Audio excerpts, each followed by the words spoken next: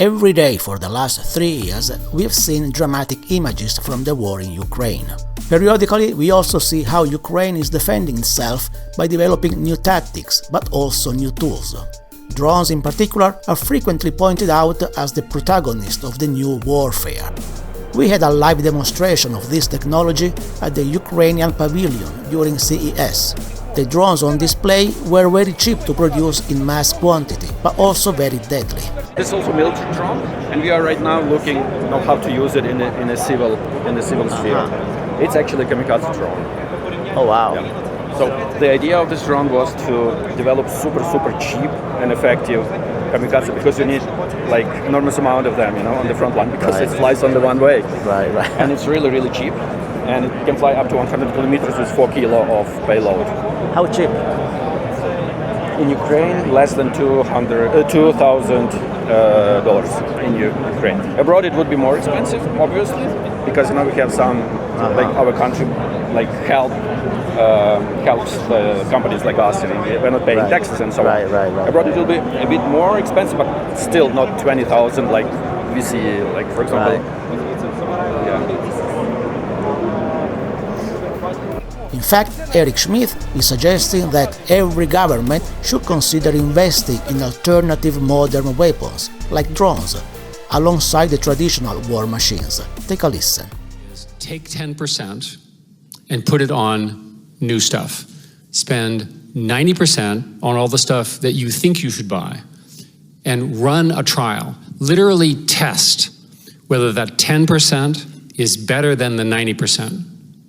And for example, for every tank you buy, build an unmanned ground vehicle. For every airplane you buy, build 1,000 drones or whatever the numbers are appropriate, and run the test. You should be skeptical in your organization. If you don't have tech people like these people embedded in every layer of, in this case, the Chancellery and the MODs and so forth of the countries, you're going to miss out on a once-in-a-100-year transition. This transition is analogous to the invention of the tank 100 years ago. And by the way, tanks are not a good place to be in right now. 2-kilogram drone costs, what, $5,000? Takes out a 5 million to 30 million in the case of US tanks. Boom, just like that. And they're very hard to defend against. Eric Schmidt was a guest during one of the satellite events of the Munich Security Forum, and he has no doubt that what we are seeing in Ukraine has many elements of the warfare of the future, wherever this may happen. I spent lots of time in Ukraine trying to understand the future of war, and I think I understand what's going to happen. I'm not talking about Ukraine specifically, I'm talking about combat. All of us are familiar with tanks, boats, and Air Force jets of one kind or another. All of you command some combination of them. In every case, there's going to be an automation equivalent of that. Instead of buying tanks, you'll be buying unmanned ground vehicles, and I'll describe why in a sec. Instead of buying big ships, you'll be buying the equivalent of drone ships, automated in various ways. And in terms of Air Force, you'll have drones, and the drones will be attack drones, but the drones will also be able to defend themselves. This is the future of war. And of course, the existing systems be around, but the quicker you can make this transition, the smarter and more sophisticated your national security approaches will be. The elements that are composed of this are first abundance. I come from a background of abundance. You all spend a time of scarcity and exquisite, expensive things. In my view, that's wrong. Sorry to be obnoxious, but I'm an American. It's much better to say, how do we solve this problem with abundance, with inexpensive systems that work well in swarms? And that technology now works. So the first thing is drive the prices down. And when I say down, I mean down by a factor of 10, not 10%. And you do that by using product lines of one kind or another. You use consumer product lines, you use contract manufacturers, you don't use the traditional military procurement. The second thing that you do is think of it as automation, right? Autonomy. So for example, with modern vision systems, you can have automatic target detection, and so far the systems that I've watched in Ukraine have had zero collateral damage. These things are accurate enough that they're more accurate than humans, which is important in combat and in national security. And the third one is AI dominance. And AI dominance can be interpreted as many things. It can be interpreted as vision systems. What I'm talking about is in strategy. And algorithmic warfare, using all of these tools, is the future. It's how war will be done. And obviously, having spent a fair amount of time watching this real war, these are to be avoided, right? So I'm not in any way endorsing this. But the core point I'm trying to say is that this is happening very, very quickly in Ukraine.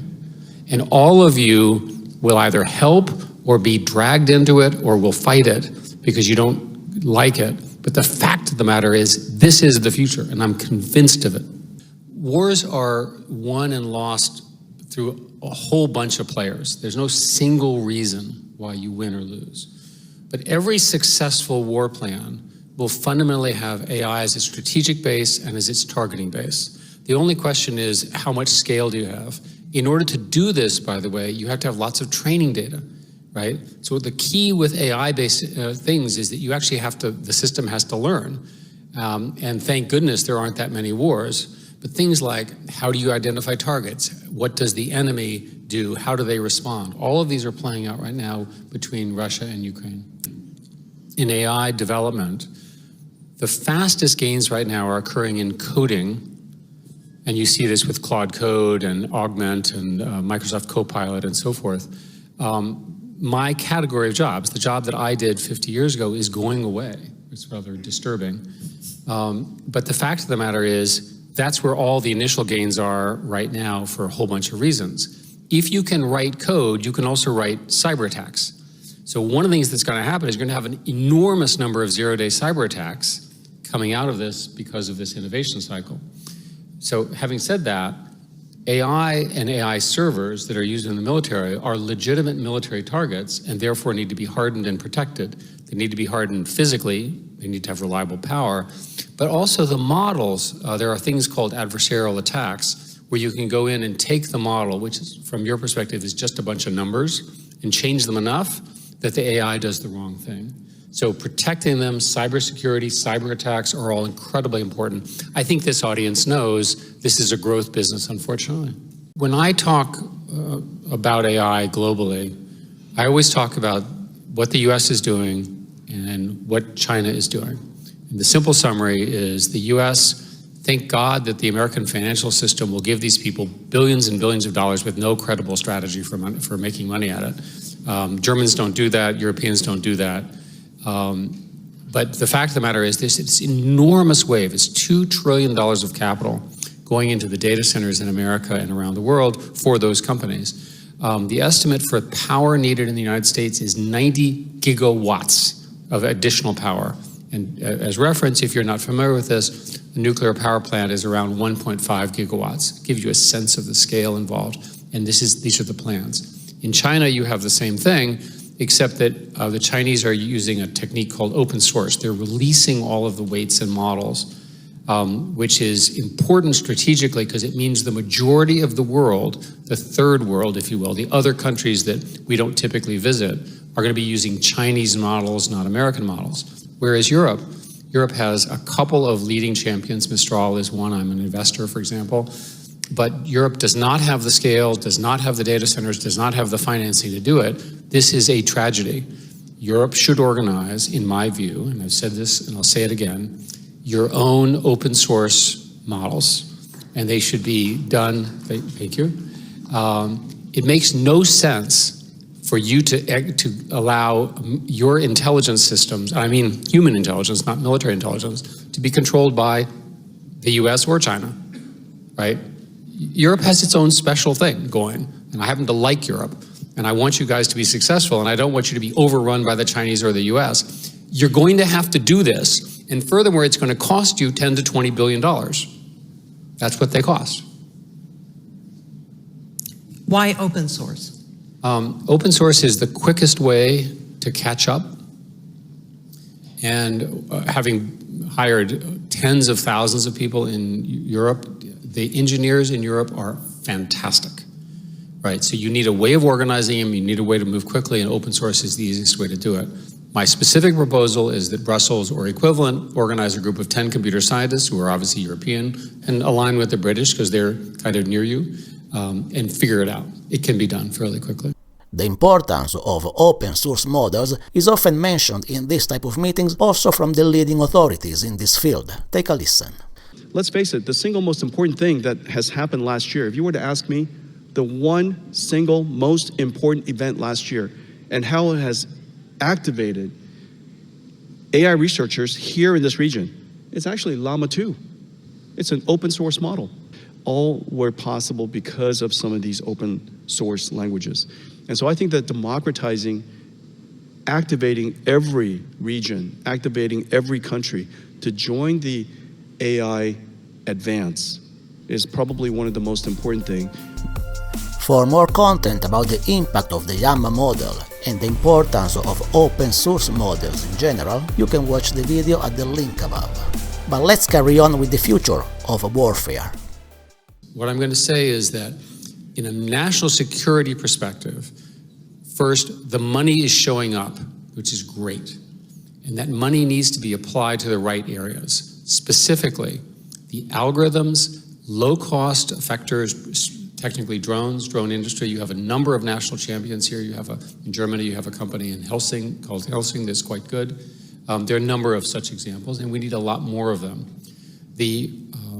I am most interested in not the problem of volume, which everyone is focused on, because I think the volume stuff will ultimately be sorted out, but rather the intelligence layer. And I'll give you an example. The way AI is evolving is we start with the AI that you all know, which is sort of ChatGPT, language models, things like that. And then we move to strategy and planning, which is where we are now. With strategy and planning, you can begin to do steps. Think of it as workflow. And when you can do that, this is what militaries do. This is what businesses do. This is what universities do.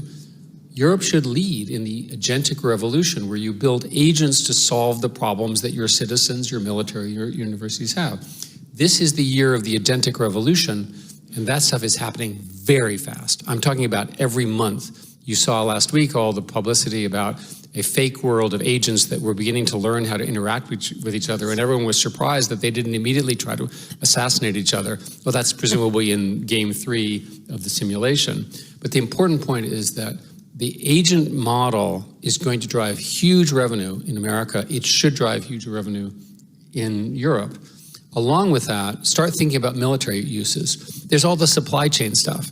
And you all spend so much money, in my view, wasted it on these complicated systems, just to have agents that figure this stuff out and move it around.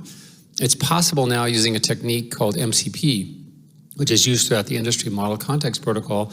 You basically take all your databases and you start asking it questions and it figures it out. I mean, these are huge breakthroughs architecturally, and Europe is not leading in these areas. They will make you much more effective in whatever your objective is. Military, business, profit, entertainment, education.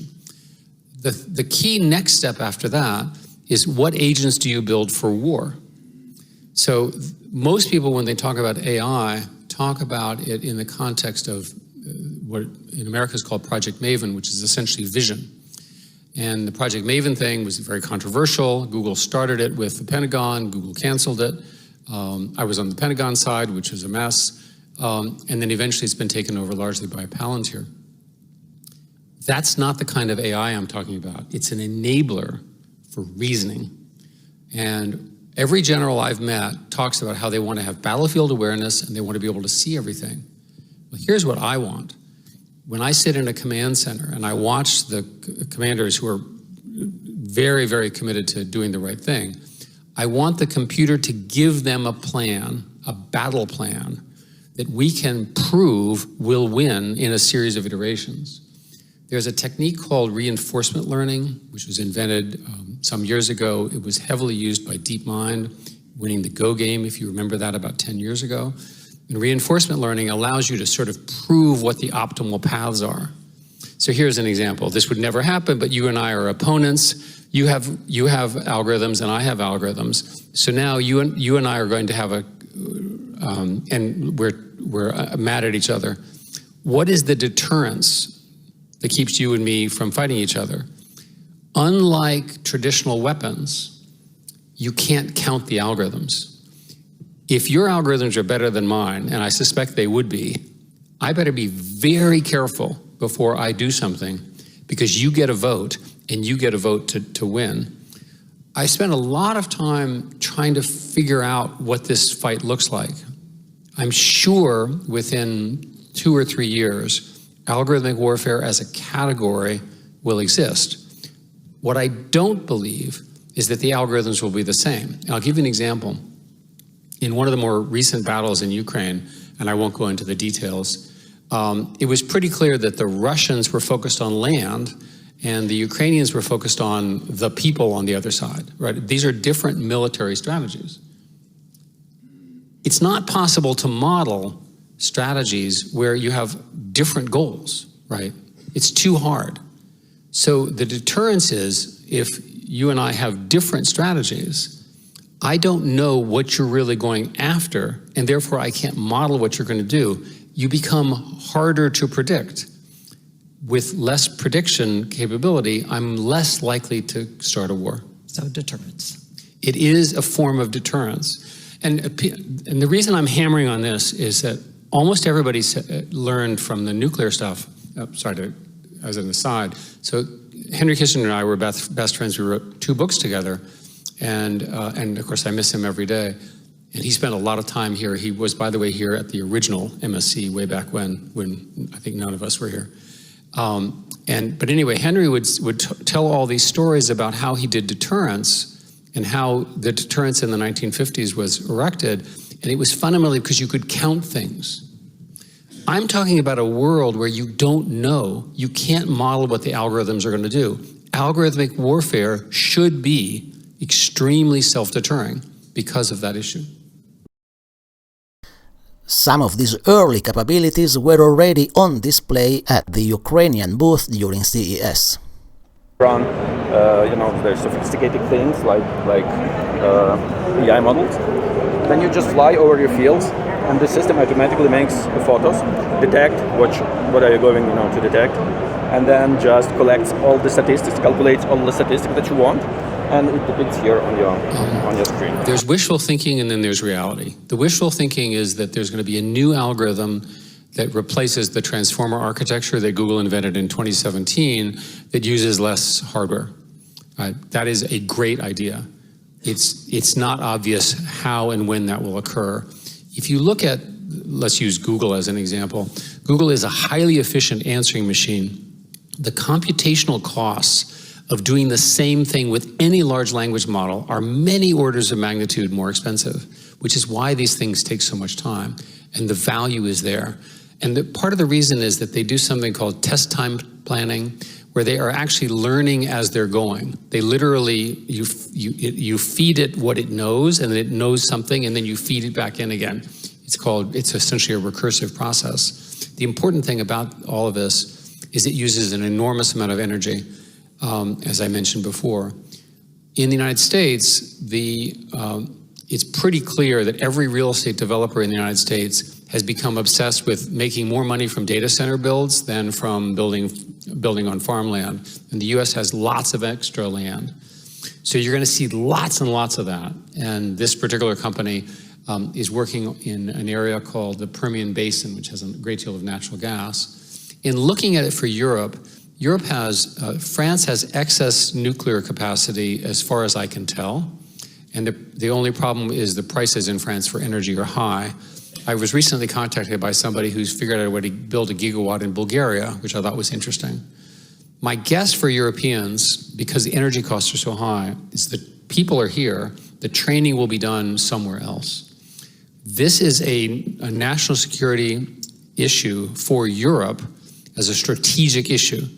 If I were doing things for the military in Europe, I'd want my training to be done in a European NATO-type country.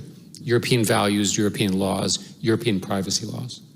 And that's hence why I keep going on about Europe needs a strategy, you need some form of open source model, and you need to do the training in Europe. So you're building this facility where natural gas is abundant, so you're in the right place. For data centers, the Middle East would seem to be a logical place to put some of them, but not the ones for military use. Yeah, I think that for the militaries will ultimately figure out that controlling that value chain is really important. You want to have pretty much vertical control over your stuff. Now, before this event, we followed the World Economic Forum in Davos, and it was evident that even among the leaders in AI, there was no consensus about the timeline for AI to become a truly revolutionary. Eric Schmidt confirms the current situation. The real narrative is that America, because of money, capital, scale, craziness, people like me touting a future in 2 years where everything will be different, the AI boom in the US is like a religion, right? And I call it the San Francisco consensus. And the people in San Francisco that I know, and I spent lots of time with them, all believe within 2 or 3 years, something very interesting is going to happen. And one of my friends said, and he goes, then we don't know what will happen. And by the way, this is the way the pitch goes. When these systems are smart and they can do planning and so forth, there's a point at which the system can begin to build itself. It can take off on its own.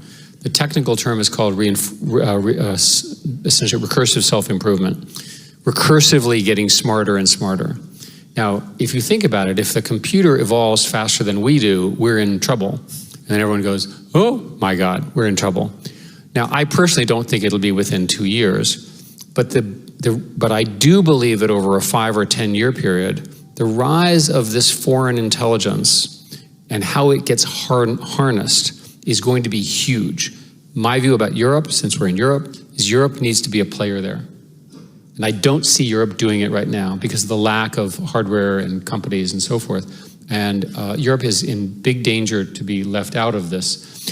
And China, for example, does understand this. And the Chinese are working very, very hard using a different approach.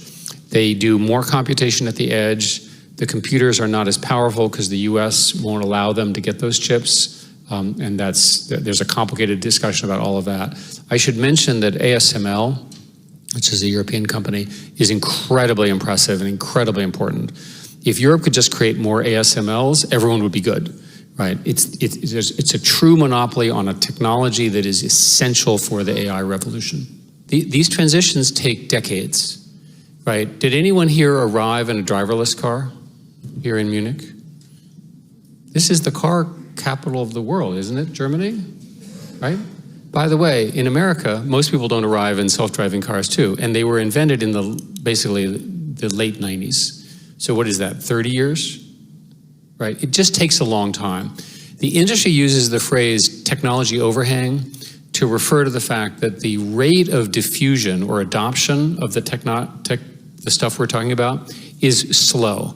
It's slow for many reasons. Sometimes it doesn't work. Sometimes you don't have the right people on the other side. But at least in the case of national security, you have an obligation to protect your countries. You have to, in my view, take the jump, take the risk, and at least run the test, right? To me, it's a moral imperative, it's a national imperative, and it's exemplified in the war. With respect to the rate at which this stuff is going to happen, a lot of it depends on how easy it will be for normal people to use it, right? So for example, Google, and I obviously have a pro-Google bias, many of its Gemini answers are really better than the search results, right? And Gemini is really good. It's currently the best performing model, right? So it's according to the rankings, so good for them. So the key thing to understand here is you have this brutal competition for innovation, which is being funded by trillions of dollars. We all benefit from that competition. Let's see how far it goes. Specific things that are going to happen are agents will be used by businesses to improve customer service. There's evidence that customer service jobs, for example, are declining because you can automate those. A general rule about automation is that highly repetitive jobs and highly dangerous jobs are automated out first, and I think that's what you'll see.